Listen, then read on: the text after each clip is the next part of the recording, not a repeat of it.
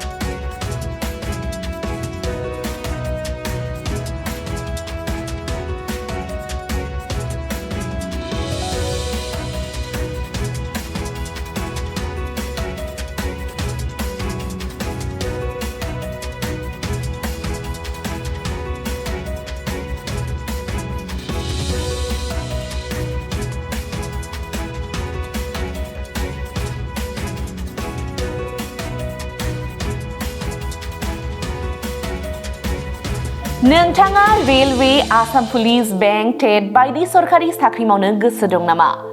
एबा नोंथाङा बेफोर बायदि साख्रिनि थाखाय थियारि खालामगासिनो दं नामा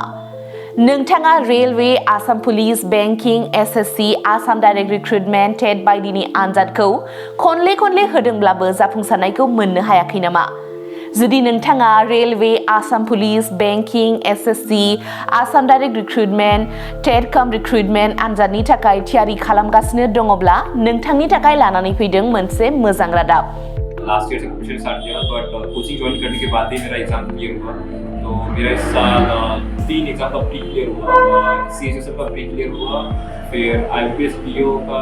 मेरा प्री क्लियर हुआ है और सीजीएल का भी मेरा प्री क्लियर हुआ है तो अभी मैं मेंस का प्रिपरेशन कर रहा हूँ क'क्राझार सहरनि RNB road ward number 6 Sai Baba मन्दिर एबा एयारटेल अफिसनि साखाथियाव दङ आईबीटी कोचिं इन्स्टिट्यूटआ आईबीटी कोचिं इन्स्टिट्यूटआव banking SSC railways defence TET आरो गुबुन सरकारि साख्रिफोरनि आनजादनि कोचिं होनाय जायो आरो बेनि मुं थिसननाया दासान्दि सोलिगासिनो दङ आं नाजानाय मेथ्सफोराव उइकफोरमोन ओमफ्राय दा बाहायनाया एसे गोख्रों जाबाय आरो बाहाय सीए क्लासबो जायोमोन माने सामफ्राम कारेन्ट एफेयारफोर जानाय माला मा जानाय जे मा जानाय बेखौ मोनगोन ओमफ्राय रिजनिंफोर इंग्लिश क्लास जाजोबो गासैबो मेरा क्वांट में एक्चुअली खराब था इसलिए मेरा ज़्यादातर एग्जाम में क्वालिफाई नहीं कर पा रहा था और कॉन्फिडेंट भी नहीं था जब से मैंने ज्वाइन किया है तब से मैंने क्वांट पे एक्चुअली अभी मैं क्वांट पे अच्छा हूँ और कर भी पा रहा हूँ तो अभी कॉन्फिडेंट भी हूँ और फैकल्टीज भी बहुत अच्छे हेल्प करते हैं बहुत आईबीटी कोचिं इन्स्टिट्यूटआव मुं थिसननायनि गोबां मुलाम्फाफोरखौ नोंथाङा मोननो हागोन जेरै ल' course fees specially daily current affairs classes lifetime membership card weekly 5 to 6 days classes comprehensive study materials regular online and offline mock test make my exam app flexible class timings doubt clearing session बेफोर गासै सुबिदाफोरखौ नोंथाङा IBT coaching इनस्टिट्यूटआव मोननो हागोन अब्ला थाबैनो मुं थिसनदो आबुङै मिथिनो थाखाय 9387277188 एबा 9101325849 आव सोलोंनो लानो हागोन